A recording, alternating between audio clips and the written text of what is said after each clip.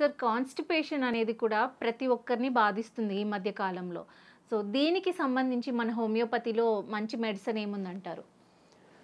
Constipation సాధారణంగా ఒక సింప్టము.